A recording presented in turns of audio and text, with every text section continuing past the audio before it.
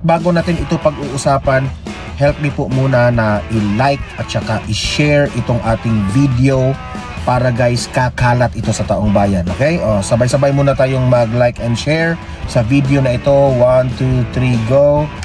Ayan, naka-like and share na ba lahat? And also guys, sa mga bago pa lang dito sa aking channel, mag-subscribe na po kayo para lagi kayong updated sa ating mga balita. And at the same time, ang inyong mga cellphones, ma-notify yan kung meron tayong breaking news, kung meron tayong bagong uploads, at malalaman po ninyo na live ang ating Donmar TV News channel. Okay? So mahalaga po na makasubscribe tayo dito sa ating channel Donmar TV. Okay?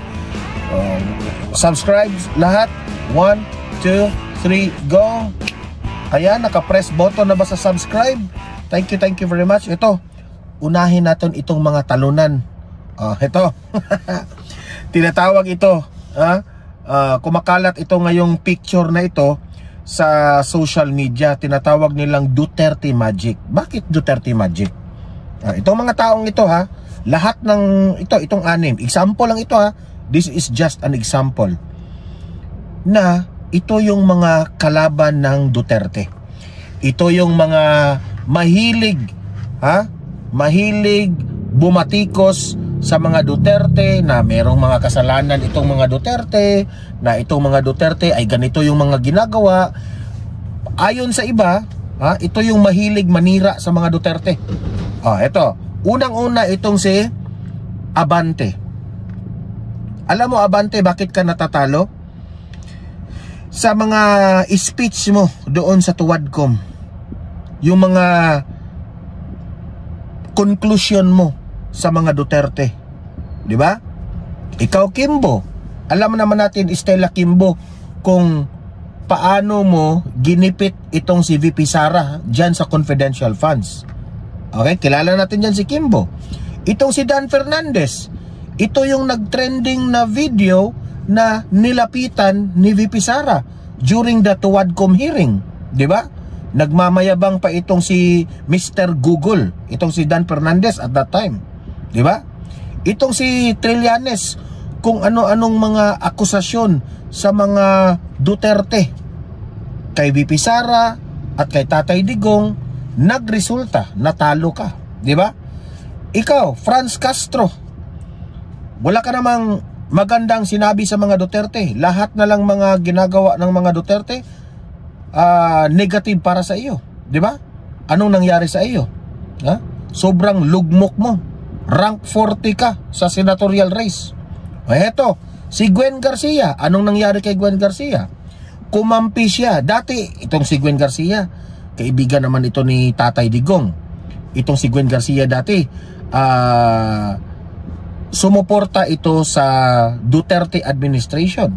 Sa sobrang balimbing nitong si Gwen Garcia, kasi alam niya wala ng power itong si Tatay Digong at si BBM na ang nasa administrasyon, ang may kakayanan, ang malapit sa Kongreso, kung ano-anong reason niya na doon siya kumampi kay BBM kahit alam niya na mali-mali na yung mga pinanggagawa ng administrasyon. Ayan, tuloy, natalo ka, Gwen Garcia. Ano bang ibig sabihin nito? Ang ibig sabihin nito Dan Fernandez, Abante, Kimbo, Trillanes, Gwen Garcia, Franz Castro, ang ibig sabihin dito, huwag niyong kalabanin ang mga Duterte.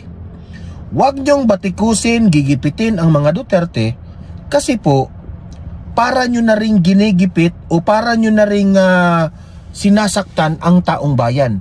Mahal ng taong bayan ang mga Duterte at itong si VP Sara. Kaya kayo natatalo kasi galit sa inyo ang taong bayan sa ginagawa nyo sa mga Duterte. This is what you call Duterte Magic.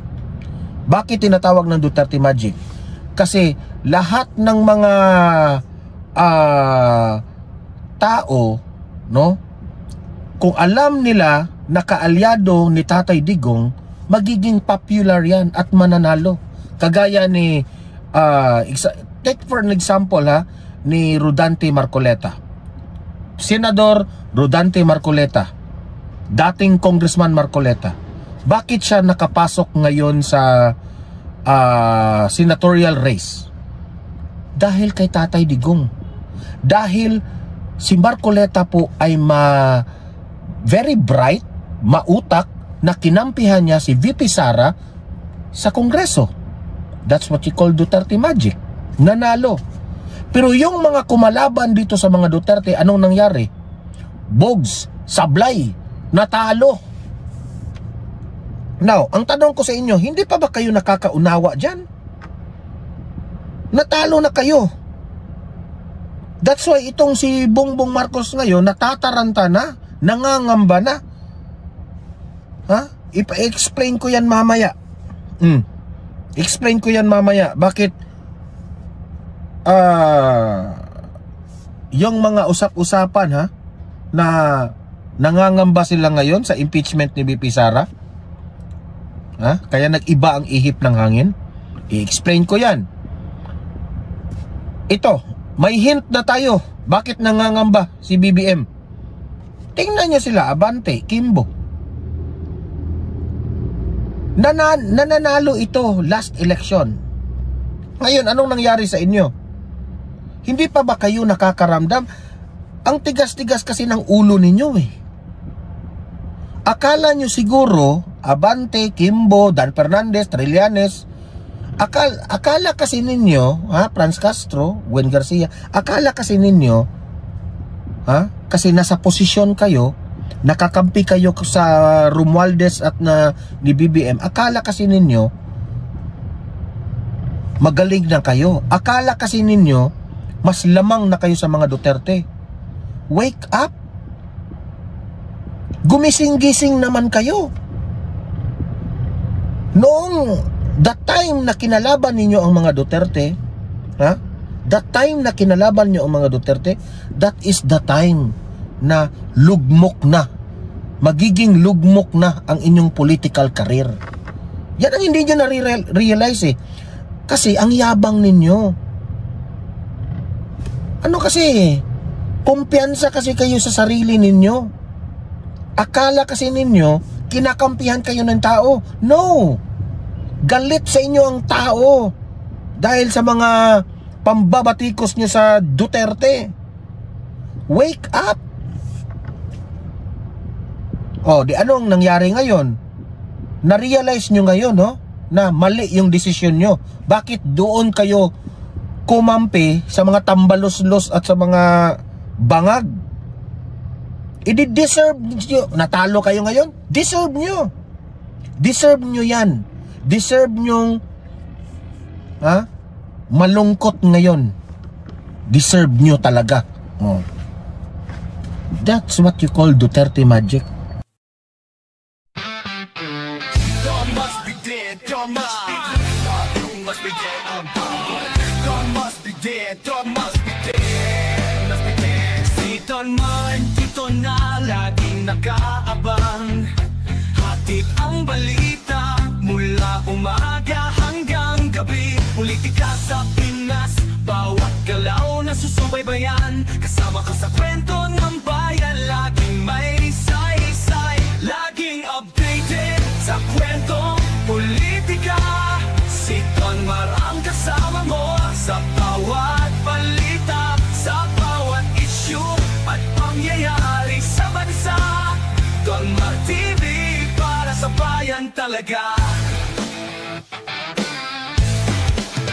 Senado, Kongreso, Malacanang at kalsada. Bawat usapin, sinisilip niya ng tama.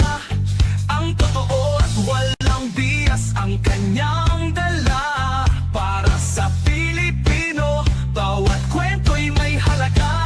Laging updated sa kwentong politika. Si Don Mar ang kasama mo sa bawat balita, sa bawat issue at pangyayari sa bansa. Don Mar TV, para sa bayan talaga. Kung gusto mo ng balita, dito ka tumutok. Walang kasinungalingan dapat at walang halong usok. Si Don Mar ang gabay mo sa katotohanan. Bawat balitang dala sa bayan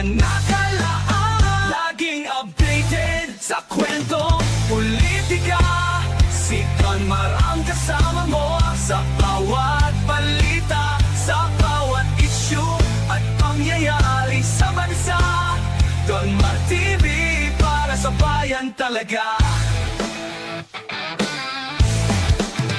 Don Mar TV, ang iyong kakampi sa balita.